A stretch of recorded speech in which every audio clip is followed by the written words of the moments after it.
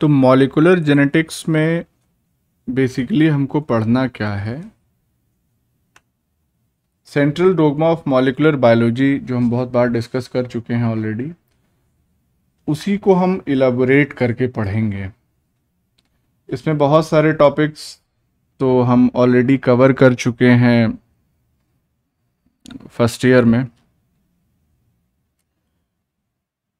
लेकिन कुछ टॉपिक्स जैसे जीनोम, उसमें जीनोम कॉम्प्लेक्सिटी है, जीन इंट्रॉन्स, जीन डुप्लीकेशन क्या है, नई जीन्स कैसे अराइज होती हैं, जीन फैमिलीज़ के बारे में देखेंगे, ह्यूमन जीनोम के बारे में कुछ बात करेंगे, यीस्ट के जीनोम के बारे में, ई कोलाई के जीनोम के बारे में, और ह्यूमन सेल्स में या यूकैरियोटिक सेल्स में जो ऑर्गेनेल्स में जीनोम पाया जाता है माइटोकॉन्ड्रिया, क्लोरोप्लास्ट, ट्रांसपोजॉन्स की बात करेंगे, यूकैरियोटिक क्रोमैटिन और क्रोमोसोम की भी कुछ बात करेंगे हम, डीएनए की पैकेजिंग कैसे होती है, हेट्रोक्रोमैटिन, यूक्रोमैटिन क्या है, polytene chromosome, lampbrush chromosome, B chromosome. DNA replication हम पढ़ा चुके हैं इसलिए उसको डिस्कस नहीं करेंगे। रिकॉम्बिनेशन नहीं पढ़ाया है हमने, होमोलॉगस और साइट स्पेसिफिक वो डिस्कस करेंगे। डीएनए रिपेयर भी डिस्कस करना है, direct repair, excision repair, mismatch, recombinational repair, तमाम तरीके के हैं। एसओएस रिस्पॉन्स क्या है। ट्रांसक्रिप्शन हम पढ़ा चुके हैं, डिस्कस नहीं करेंगे। आरएनए प्रोसेसिंग, एमआरएनए की तो प्रोसेसिंग हम लोग देख चुके हैं, आरआरएनए और टीआरएनए की प्रोसेसिंग कैसे होती है ये देखेंगे। एमआरएनए का डिग्रेडेशन कैसे होता है वो देखेंगे। बैक्टीरियल जीन के ट्रांसक्रिप्शन का रेगुलेशन हम लोग पढ़ चुके हैं, ओपेरॉन मॉडल स्पेशली, तो वो नहीं देखेंगे। उसी में राइबो स्विचेस एक टॉपिक आता है जो देखेंगे हम लोग। लैम्डा जो बैक्टीरियोफाज है उसमें जेनेटिक स्विच कैसे ऑपरेट होता है ये भी देखेंगे हम लोग। ट्रांसक्रिप्शन रेगुलेशन यूकैरियोट्स में पढ़ चुके हैं हम लोग, तो वो नहीं देखेंगे। आरएनए इंटरफेरेंस देखेंगे, एपिजेनेटिक्स, जेनेटिक कोड देखेंगे। प्रोटीन सिंथेसिस नहीं देखेंगे, म्यूटेशन देखेंगे, end of course developmental genetics तो देखेंगे ही, जिसमें ड्रोसोफिला और सी एलिगेंस का डेवलपमेंट का जेनेटिक कंट्रोल कैसे हो रहा है वो देखेंगे। तो इस तरीके से ये यूनिट कंप्लीट होगी। जो चीज़ें नहीं देखेंगे उसमें अगर कुछ सवाल आते हैं तो वो ज़रूर डिस्कस करेंगे, क्योंकि पढ़ा चुके हैं ऑलरेडी इसलिए नहीं देखेंगे। उसके अंदर हम देखेंगे अगर कोई टॉपिक ऐसा है जो मे बी क्लास में छूट गया हो, उसको भी डिस्कस कर लेंगे। तो मॉलिक्यूलर जेनेटिक्स में सबसे पहली चीज़ आपको जो समझनी है वो है कॉन्सेप्ट ऑफ जीनोम। जीनोम क्या है इसके बारे में आपको सबसे पहले जानना है। तो जीनोम, सिंपल डेफिनेशन है इसकी, जीनोम क्या है, किसी ऑर्गेनिज्म का जो सम टोटल है जेनेटिक मटेरियल का, उसी को जीनोम कहते हैं। और इसी में सारी बायोलॉजिकल इंफॉर्मेशन जो है वो स्टोर्ड रहती है। तो इसको सिंपली एक लाइन में अगर डिफाइन करें हम, तो it is the sum total of all the genetic material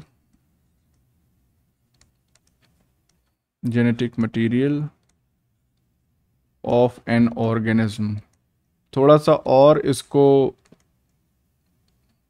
elaborate करें, इलाबोरेट इन द सेंस की क्लैरिफाई करें, तो इसमें बेसिकली डिप्लॉयड ऑर्गेनिज्म की, डार्क कलर यूज कर लीजिए। अच्छा ठीक है, अगर डिप्लॉयड ऑर्गेनिज्म की हम बात कर रहे हैं, डिप्लॉयड ऑर्गेनिज्म, जीनोम का मतलब होता है कि haploid set of chromosomes constitute genome. कहने का मतलब कि जितनी भी टाइप की जीन्स प्रेजेंट हैं या जेनेटिक मटेरियल प्रेजेंट है किसी डिप्लॉयड ऑर्गेनिज्म में या किसी भी ऑर्गेनिज्म में, उन जीन्स को एक एक बार तो कम से कम काउंट कर ही लिया जाए। ट्रिप्लॉयड ऑर्गेनिज्म होगा तब भी, टेट्राप्लॉयड ऑर्गेनिज्म तो जनरली नहीं होते, प्लांट्स होते हैं इस तरीके से, पॉलीप्लॉइड्स। तो हमेशा हम हैप्लॉइड सेट की ही बात करेंगे जब हम जीनोम की बात करते हैं। जीनोम का जो नेचर है वो दो तरीके का हो सकता है। जीनोम या तो डीएनए के फॉर्म में प्रेजेंट हो सकता है या फिर आरएनए के फॉर्म में प्रेजेंट हो सकता है। यूकैरियोटिक जीनोम की अगर हम बात करें तो यूकैरियोटिक जीनोम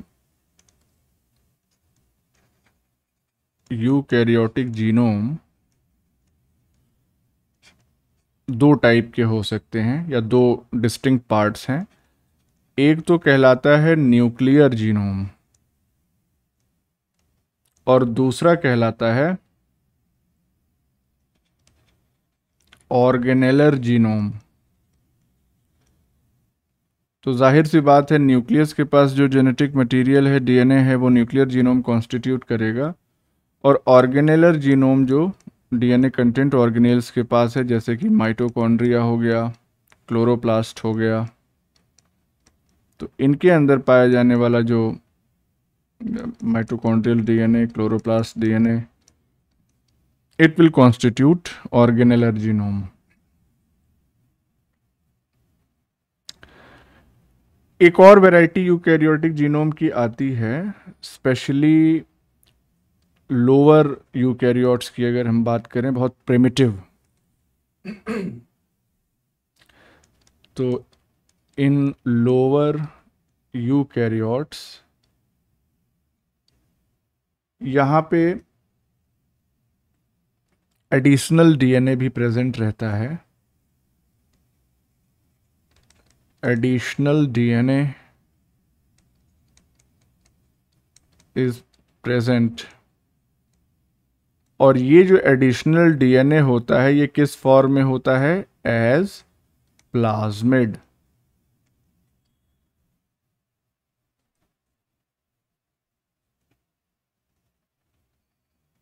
जैसे एग्जांपल अगर हम यहां पे लेना चाहें तो यीस्ट में एडिशनल डीएनए भी पाया जाता है डिस्पाइट बीइंग यूकैरियोट। तो ये कुछ बेसिक सी बातें।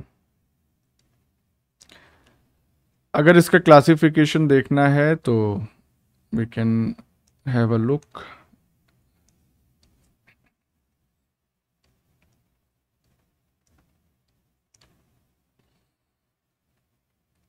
नॉन सेलुलर ऑर्गेनिज्म की अगर हम बात करें तो हमारे पास वायरस हैं, वायरॉइड्स हैं। वायरस में भी हमारे पास दो टाइप के हैं, डीएनए वायरस है, आरएनए वायरस है। डीएनए वायरस फिर से सिंगल स्ट्रैंडेड या डबल स्ट्रैंडेड डीएनए कंटेन कर सकता है, और ये डीएनए लीनियर या सर्कुलर हो सकता है। आरएनए में भी यही कहानी है, सिंगल स्ट्रैंडेड या डबल स्ट्रैंडेड आरएनए हो सकता है, लीनियर या सर्कुलर हो सकता है। वायरॉइड जो होते हैं इसमें प्रोटीन कोड पाया ही नहीं जाता है, तो सिंपल न्यूक्लिक एसिड होता है जो सिंगल स्ट्रैंडेड आरएनए होता है, और ये सर्कुलर फॉर्म में प्रेजेंट रहता है। सेल्यूलर ऑर्गेनिजम्स की अगर हम बात करें तो दो टाइप के हैं, प्रोकैरियोट्स, यूकैरियोट्स। प्रोकैरियोट्स में क्रोमोसोमल डीएनए है, डबल स्ट्रैंडेड होता है, मोस्टली सर्कुलर होता है। कुछ बैक्टीरिया में लीनियर डीएनए भी पाया जाता है। एडिशनल डीएनए, प्लाज्मिड डीएनए, ये भी double stranded, mostly circular, linear plasmids भी पाए जाते हैं। यूकैरियोट्स में न्यूक्लियर डीएनए है, एक्स्ट्रा न्यूक्लियर डीएनए जिसको ऑर्गेनेलर डीएनए हम कह रहे हैं। तो chromosomal DNA double stranded, linear, non chromosomal DNA double stranded DNA, ये भी mostly circular. Non chromosomal DNA का यहाँ पे क्या मतलब है? एक्स्ट्रा न्यूक्लियर डीएनए में तो ऑर्गेनेलर आ जाएगा, double stranded mostly circular. Nuclear DNA में नॉन क्रोमोसोमल डीएनए का क्या मतलब है? बताए कोई?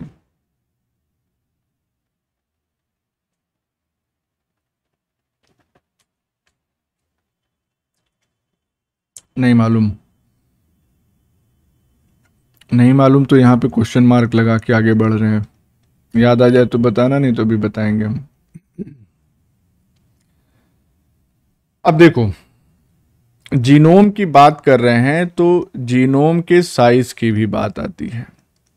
तो जीनोम साइज, इसको अगर मेजर करना है तो दो तरीके हैं, it can be measured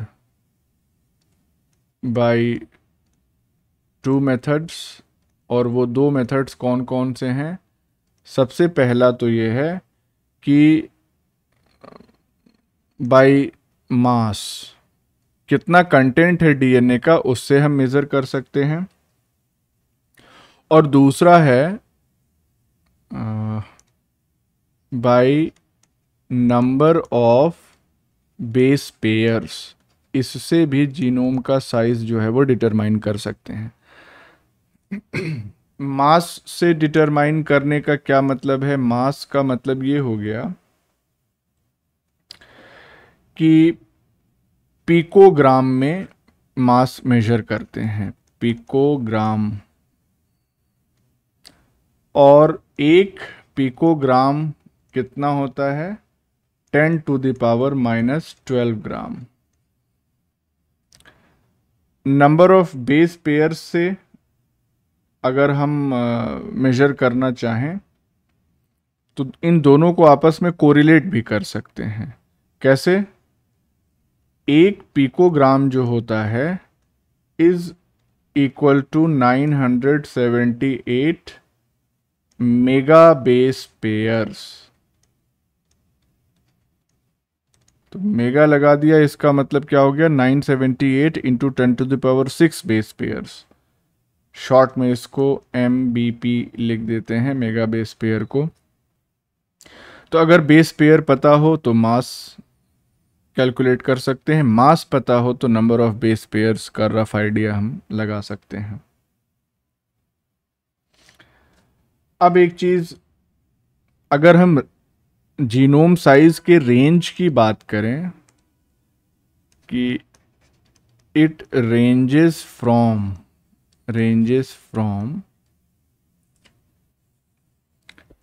less than 10⁻6 base pairs,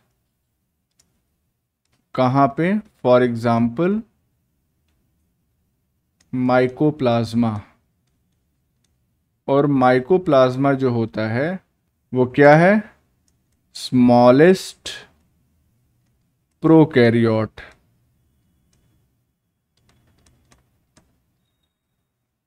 तो it ranges from less than 10⁻6 base pair to more than 10⁻11 base pairs. और इसमें हम एग्जाम्पल ले सकते हैं एम्फीबियंस का। एम्फीबियन का जीनोम साइज बहुत बड़ा होता है, ये बात आपको ध्यान रखनी है। फॉर एग्जाम्पल एम्फीबियंस, अभी एक रिलेटिव ग्राफ भी आपको हम शो करेंगे, उससे भी एक आइडिया, रफ आइडिया लगेगा आपको। इसके बाद एक और टर्म की हम बात करेंगे, सी वैल्यू। तो ये सी वैल्यू क्या है ये भी समझना जरूरी है हमको। सी वैल्यू का मतलब होता है कि it is the haploid content of DNA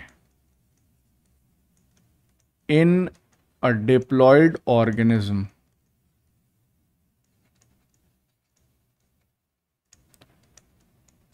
इसको इसी तरह से डिफाइन करते हैं।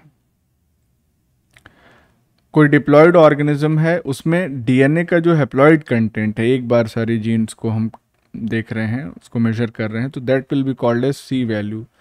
और इन अ डिप्लॉयड ऑर्गेनिज्म, यहाँ पे ब्रैकेट में हम लिख सकते हैं यूकैरियोटिक ऑर्गेनिज्म, क्योंकि इसी के रेफरेंस में सी वैल्यू जो है वो डिफाइन की जाती है। और इसको मेजर कैसे करते हैं? पिकोग्राम में। तो मेजर्ड इन पिकोग्राम,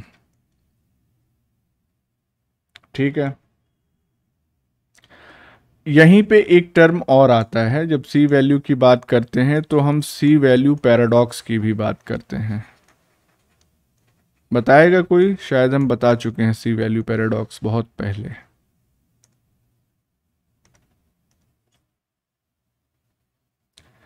देखो, सी वैल्यू पैराडॉक्स का मतलब क्या हुआ कि जो साइज है न्यूक्लियर जीनोम का, साइज ऑफ न्यूक्लियर जीनोम, और न्यूक्लियर जीनोम की बात कर रहे हैं तो जाहिर सी बात है हम यूकैरियोटिक ऑर्गेनिज्म की ही बात कर रहे हैं। तो size of nuclear genome of many eukaryotes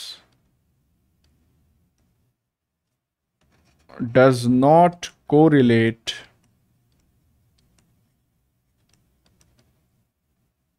with the complexity of the organism। मतलब क्या है इसका? जनरली हम ये मानते हैं और देखा भी जाता है कि अगर ऑर्गेनिज्म बहुत प्रिमिटिव है तो उसमें जो अमाउंट होगा डीएनए का वो रिलेटिवली कम होगा। जैसे जैसे ऑर्गेनिज्म एडवांस होते चले जाते हैं वैसे वैसे उनके अंदर जो कंटेंट है डीएनए का वो बढ़ता चला जाता है। इसका मतलब साइज जो है न्यूक्लियर जीनोम का वो बढ़ता चला जाता है। लेकिन ये कोरिलेशन जो है वो हमेशा सही नहीं है। इसी को हम कहते हैं सी वैल्यू पैराडॉक्स। जो हमारा एजम्पशन है कि न्यूक्लियर जीनोम का साइज बढ़ते रहना चाहिए with the complexity of the organism, ये नहीं होता है। तो इसी को हम बेसिकली कहते हैं सी वैल्यू पैराडॉक्स। जैसे इसका एग्जांपल अगर हम आपको बताएं तो सैलामेंडर। सैलामेंडर क्या है? एक टेल्ड एम्फीबियन है। ये भी इसकी ख़ास बात है, एम्फीबिया में टेल नहीं पाया जाता लेकिन ये है। तो सैलामेंडर का जो जीनोम साइज है, जीनोम साइज वो बहुत ज़्यादा है, इज लार्ज। लार्ज का मतलब ये हो गया कि it contains 10 times the amount of DNA than human genome।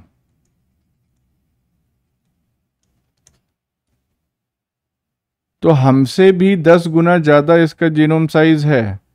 इसके बावजूद सैलामेंडर कॉम्प्लेक्स तो है नहीं जितना हम लोग कॉम्प्लेक्स हैं। तो ये पॉइंट अगर लिख दें, yet salamander is less complex than humans।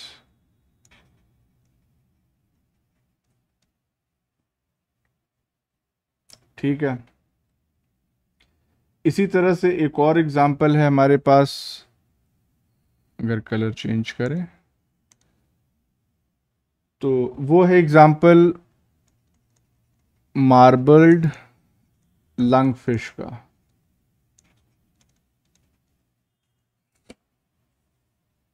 जिसको हम कहते हैं प्रोटोप्टेरस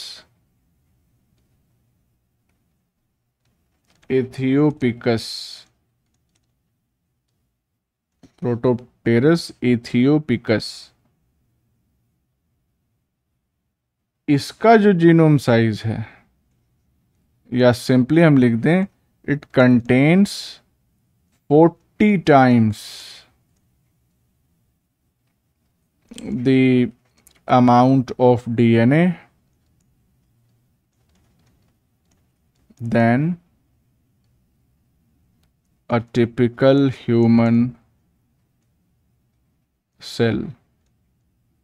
और बाकी अगली लाइन लिखने की ज़रूरत नहीं है। लंग फिश है तो जाहिर सी बात है वो हम लोगों के कंपैरिजन में तो कम कॉम्प्लेक्स होगी।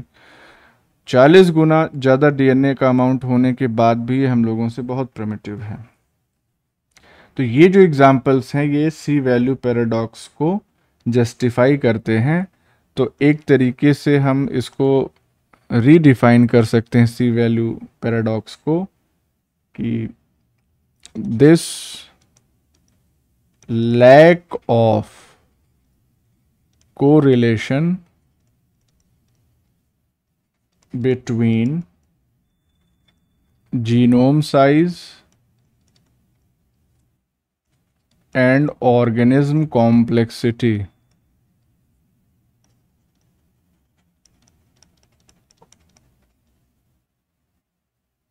is referred to as C-value paradox.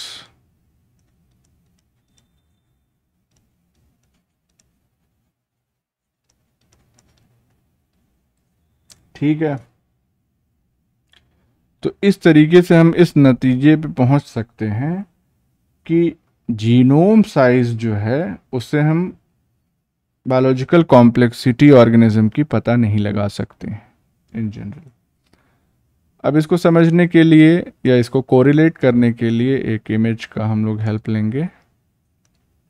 Let's see, अगले पेज पे कर देते हैं, यहाँ जगह कम है।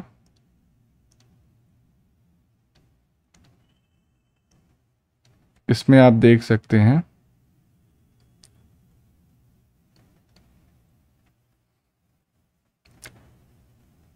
कि साइज जो है यूकैरियोटिक हैप्लॉइड जीनोम का बेस पेयर में यहाँ पे दिखाया गया है 10⁶ से लेके 10⁻11, जो रेंज हमने अभी आपको बताई थी। इसमें एल्गी और फंजाई का जो रेंज आ रहा है वो 10⁷ to 8 से के बीच में आ रहा है। Worms, insect. अब यहाँ पे एम्फीबियन का अगर आप देखें तो एम्फीबियंस का एकदम 10⁻11 से भी आगे जा रहा है। इसका मतलब कि यहाँ पे जीनोम साइज बहुत ज़्यादा है। मैमल्स का काफ़ी हद तक एम्फीबियन से कम है। उसके बावजूद मैमल्स जो है वो ज़्यादा एडवांस्ड हैं, ज़्यादा कॉम्प्लेक्स हैं as compared to these amphibians. Flowering plants की अगर हम बात करें तो थोड़ा बहुत कंपटीशन में है ये एम्फीबियंस के, तो इसके बारे में और इसके बारे में थोड़ा सा आपको ध्यान रखने की ज़रूरत है। और हम चूँकि मैमल्स हैं तो अपना ध्यान तो रखना ही चाहिए सबको। तो ये जो ग्राफ है ये बेसिकली सी वैल्यू पैराडॉक्स को बता रहा है, इंडिकेट कर रहा है।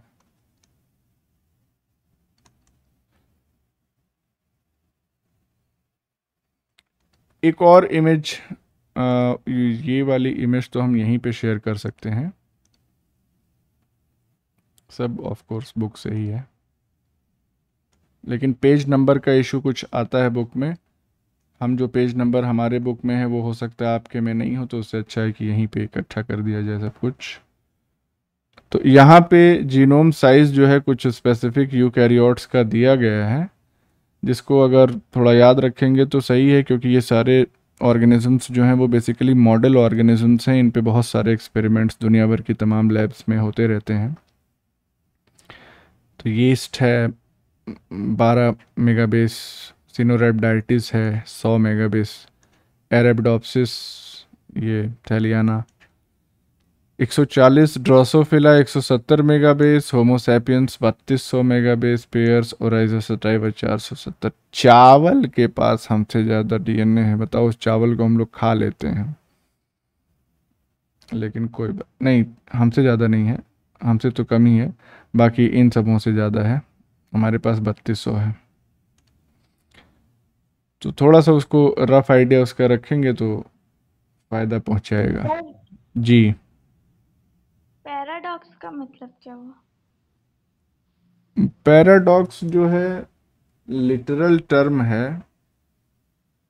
पैराडॉक्स जैसे जैसे एक कहते हैं चिकन एंड एग पैराडॉक्स, उसका क्या मतलब होता है ये तो सुना होगा ना। पहले मुर्गी, नहीं सुना। अरे पहले अंडा आया कि वो हाँ, पे बहुत ये ज्यादा सुना। पहले अंडा आया कि, देखो पैराडॉक्स का अगर हम शुद्ध हिंदी में बात कर लें तो लो भैया यहाँ पे लिख देते हैं। पैराडॉक्स का मतलब होता है विरोधाभास,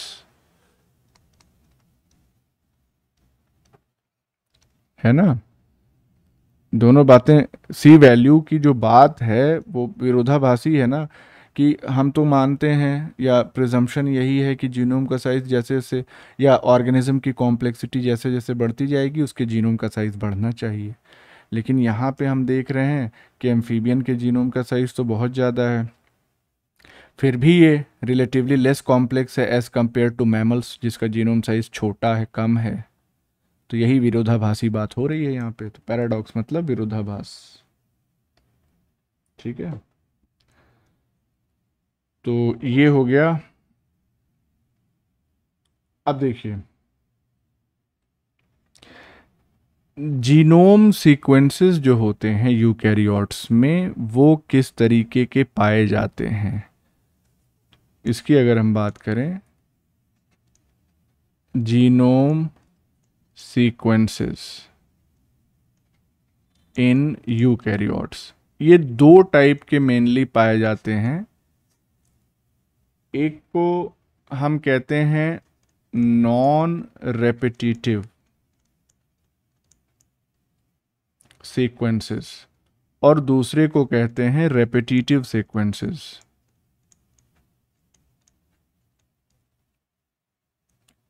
अच्छा, ये पता कैसे चला कि ये दो टाइप के सीक्वेंसेस जो है वो यूकैरियोट्स में पाए जा रहे हैं? ये पता चला रीनेचुरेशन काइनेटिक्स से। तो ऐसे इसको लिख दें, it was found with the help of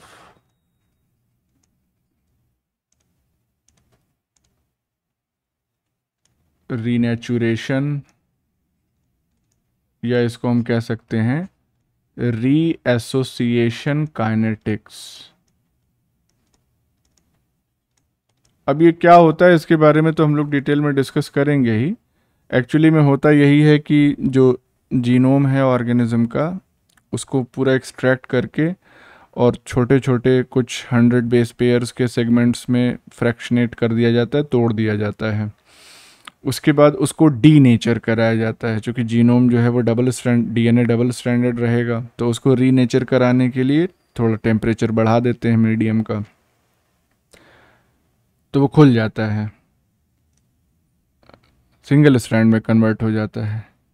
अगर किसी ऑर्गेनिज्म में रेपिटिटिव सीक्वेंस की मात्रा ज़्यादा होगी, रेपिटिटिव सीक्वेंस का मतलब एक ही सीक्वेंस कई बार, सैकड़ों बार, हजारों बार या लाखों बार रिपीट हो रहा हो, तो जाहिर सी बात है जब दोनों स्ट्रैंड इस तरह से, मान लो ये भी रिपीट, ये भी रिपीट, ये भी रिपीट, और ये सेम सीक्वेंसेस हैं जो बार बार रिपीट हो रहे हैं, तो जब इसकी मेल्टिंग कराएंगे या डीनेचुरेशन कराएंगे तो क्या होगा, ये इधर चला गया, ये इधर चला गया, ऐसे ये सब अलग अलग हो गए एक दूसरे से। अभी तो यहाँ बॉन्ड से जुड़े हुए थे,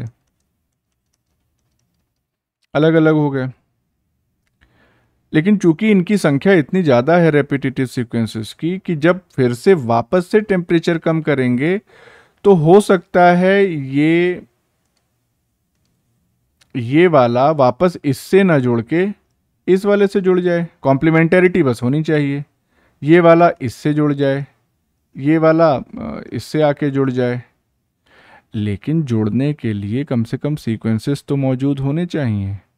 तो जितने ज़्यादा रेपिटेटिव सीक्वेंसेस होंगे उतना आसानी से और उतनी जल्दी ये जो सेपरेटेड स्ट्रैंड्स हैं ये रीनेचर हो जाएंगे, यानी रीएसोसिएट हो जाएंगे। तो रीएसोसिएशन काइनेटिक्स में इसी चीज़ की स्टडी की जाती है बेसिकली, कि कितनी तेजी से रीएसोसिएशन हो रहा है। जितनी तेजी से रीएसोसिएशन होगा इन सेपरेटेड स्ट्रैंड्स का, इसका मतलब उतने ज़्यादा रेपिटेटिव सीक्वेंसेस उस पर्टिकुलर जीनोम में मौजूद हैं। और इसको मेजर कैसे करते हैं? आसान तरीका है, एक यूवी स्पेक्ट्रोफोटोमीटर जो है वो इस्तेमाल किया जाता है, जो कि क्या करेगा, जब ये स्ट्रैंड्स एक दूसरे से जुड़ी हुई कंडीशन में यानी डबल स्ट्रैंडेड फॉर्म में रहेंगे, तब यूवी का जो एब्जॉर्बेंस होगा वो कम होगा, और जब ये स्ट्रैंड सेपरेट हो जाएंगे तो यूवी का एब्जॉर्बेंस जो है वो बढ़ जाएगा, क्योंकि number of strands which are absorbing UV radiation वो बढ़ जाएंगे। लेकिन जब एक साथ इकट्ठा हो जाएंगे तो यूवी का एब्जॉर्बेंस कम हो जाएगा, क्योंकि एक स्ट्रैंड एक बार में ही ऑलमोस्ट सिमिलर अमाउंट ही यूवी का एब्जॉर्ब करेगा जितना एक सिंगल स्ट्रैंड कर रहा था। तो जब ये एसोसिएट होने लगेंगे, रीएसोसिएट होने लगेंगे, तो धीरे धीरे यूवी एब्जॉर्प्शन जो है वो कम होता चला जाएगा। तो स्पेक्ट्रोफोटोमीटर का यूज़ करके वो एब्जॉर्बेंस का ग्राफ जो है वो देखते हैं, तो उससे पता चल जाता है कि रिपीटिटिव सीक्वेंसेस की संख्या कम है या ज़्यादा। जितनी तेज़ी से ये रीएसोसिएट होंगे उतने ज़्यादा रेपिटेटिव सीक्वेंस, जितना धीरे धीरे होंगे उतना ज़्यादा नॉन रेपिटेटिव सीक्वेंसेस हैं उसमें। तो ये है रीएसोसिएशन या रीनेचुरेशन। काइनेटिक्स इसका हम लोग वो इसका थर्मोडायनेमिक्स, इसका इक्विलिब्रियम, इसका कर्व ग्राफ, ये सब भी देखेंगे, लेकिन वो बाद में भी देखेंगे कल की क्लास में। आज बेसिक्स क्लियर कर लें थोड़ा। तो दो टाइप के सीक्वेंसेस मौजूद हैं यूकैरियोट्स में, एक तो नॉन रेपिटेटिव हो गया और दूसरा रेपिटेटिव हो गया। अब इन दो टाइप के सीक्वेंसेस को भी अगर हम थोड़ा सा और इलाबोरेट करके देखना चाहें तो let's see the next page.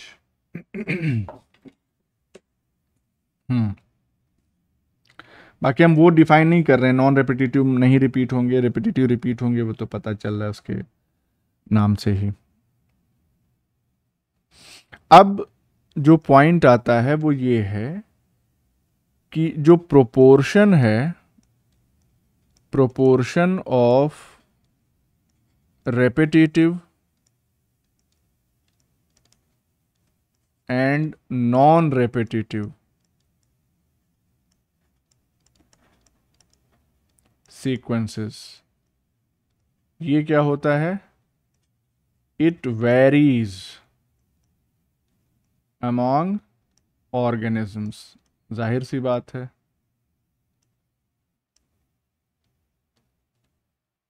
तो वेरी करेगा ही।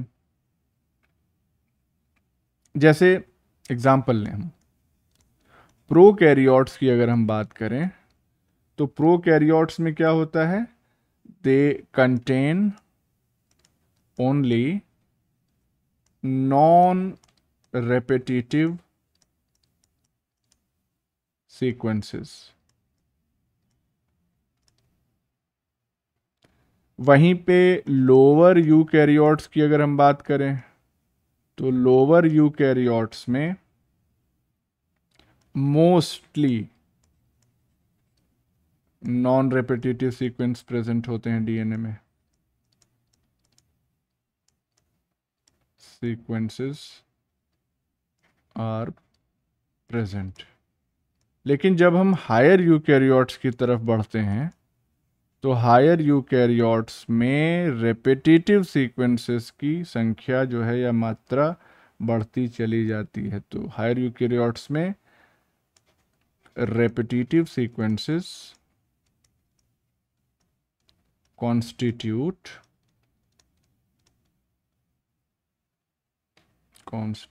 a large fraction of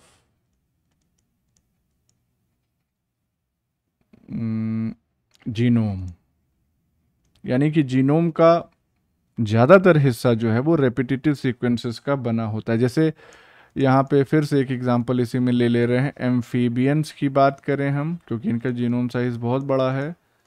और सिमिलरली हायर प्लांट्स की अगर हम बात करें तो इन दोनों के केस में जो रेपिटेटिव सीक्वेंसेस होते हैं कॉन्स्टिट्यूट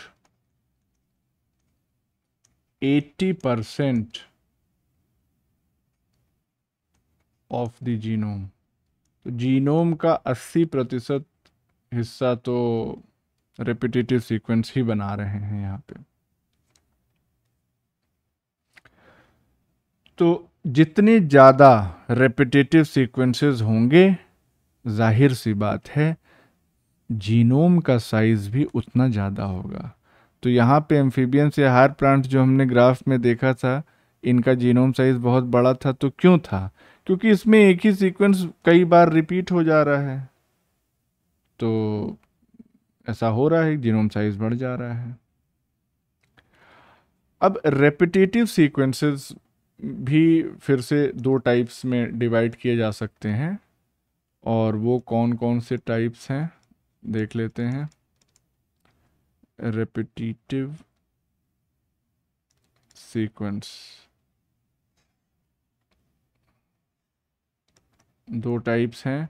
पहला है मॉडरेटली,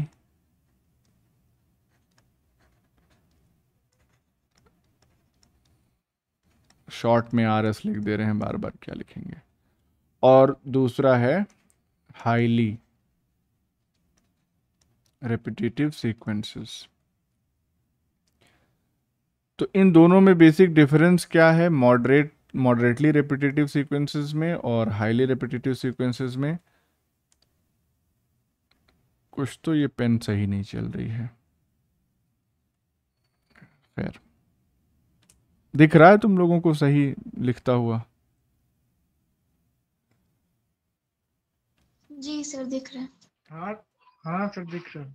हाँ ठीक है। तो मॉडरेटली रेपिटेटिव सीक्वेंस, जैसा कि नाम ही इसका सजेस्ट कर रहा है कि बहुत ज़्यादा बार नहीं रिपीट होंगे ये। हाईली रेपिटेटिव सीक्वेंसेस तो जाहिर सी बात है कई बार बहुत ज़्यादा रिपीट होंगे। तो ये जो सीक्वेंसेस होते हैं they are present in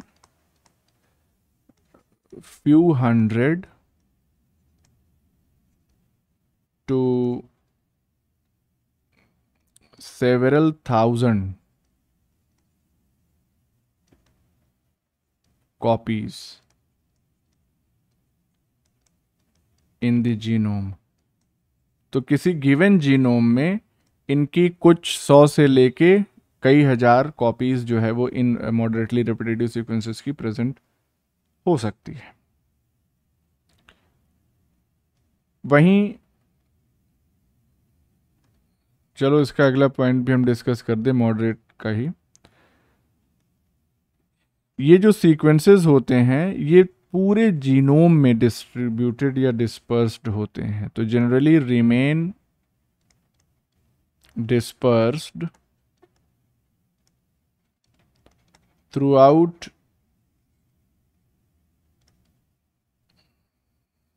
the genome. तो ऐसा नहीं है कि किसी स्पेसिफिक लोकेशन पे ही ये बार बार रिपीट हो रहे हों, थ्रू आउट द जीनोम ये रिपीटेड फॉर्म में प्रेजेंट हो सकते हैं। कुछ केसेस में ऐसा भी हो सकता है कि ये एक ही जीन की कई कॉपीज के फॉर्म में प्रेजेंट हों। तो in some cases they may be present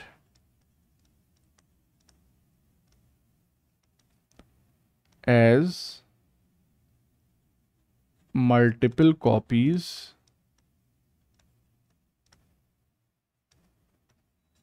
of the same gene। जैसे एग्जाम्पल अगर हम यहाँ पे एक लेना चाहें, एक क्या हमारे पास दो एग्जाम्पल्स हैं। हाँ ये कुछ तो फ्लॉ है इसमें। For example RNA jeans.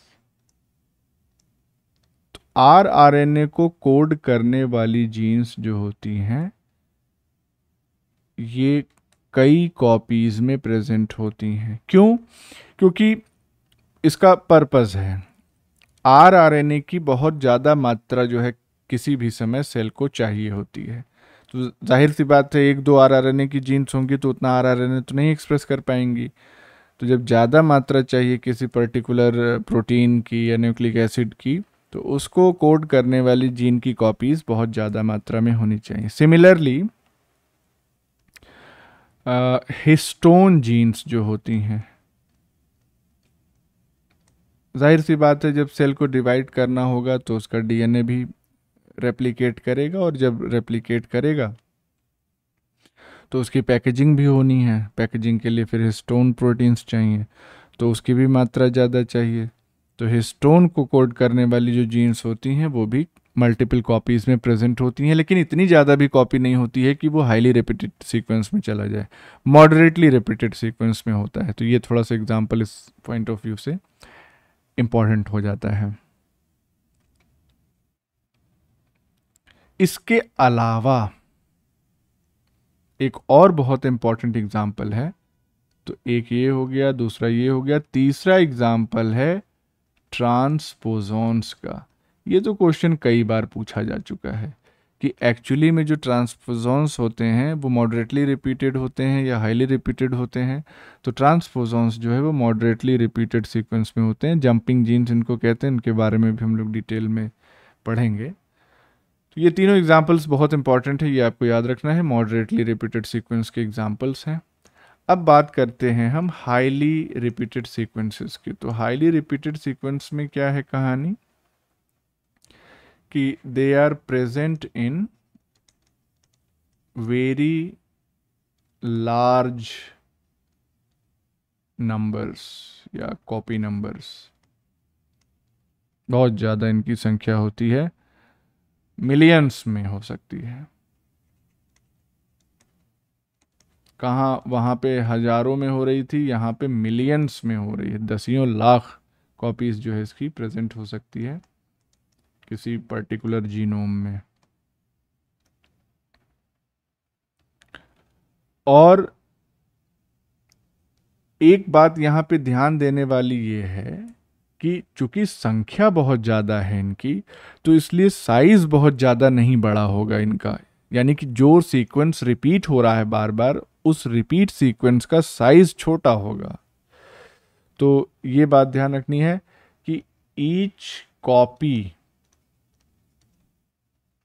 Of a highly repetitive sequence is relatively short। तभी ज़्यादा संख्या में ये मौजूद रह पाएंगे, नहीं तो जीनोम का साइज इतना बड़ा हो जाएगा कि वो अकोमोडेट ही नहीं कर पाएगा, न्यूक्लियस के अंदर रह ही नहीं पाएगा। तो हर एक कॉपी जो होती है वो छोटी होती है, लेकिन हाँ उसकी संख्या बहुत ज़्यादा होती है, मिलियंस में। तो अब कितनी होती है, तो ये ऑलमोस्ट से लेस देन 100 बेस पेयर हर एक कॉपी का साइज होता है। और टैंडम रिपीट ये शो करते हैं, दे शो टैंडम रिपीट्स। तो टैंडम रिपीट्स का मतलब क्या हो गया कि एक ही इलाके में बार बार रिपीट होते चले जाएंगे। जबकि हम यहाँ पे क्या देख रहे थे कि यहाँ पे पूरे जीनोम में डिस्पर्स था, यहाँ पे एक ही इलाके में टैंडमली रिपीट होंगे, एक के बाद एक के बाद एक के बाद। तो इस तरीके से जब टैंडम रिपीटिशन होता है इनका, तो बड़े बड़े क्लस्टर्स या झुंड ये बना लेते हैं। तो शो टैंडम रिपीट्स दस form large clusters of repeat sequences. और इस क्लस्टर का साइज जो है वो काफ़ी बड़ा हो सकता है, 100 KB से लेकर के सेवरल मेगाबेस। अब चूंकि इनकी जो हर एक कॉपी है वो रिलेटिवली शॉर्ट होती है साइज में, इसीलिए इनको कभी कभी सिंपल सीक्वेंस रिपीट्स भी कह देते हैं, SSR। तो ये बात भी ध्यान रखने वाली है कि हाईली रिपीटेड सीक्वेंस को ही SSR भी कह देते हैं। तो because of short repeating units,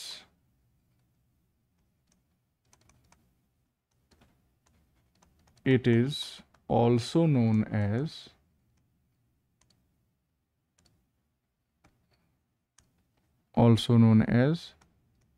simple sequence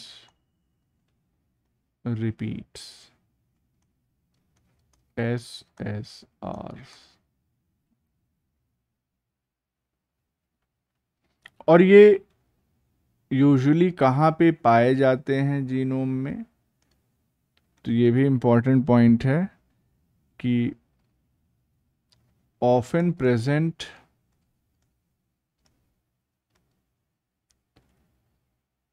इन, दो मेन इसके लोकेशंस होते हैं, हेटेरोक्रोमैटिक रीजन्स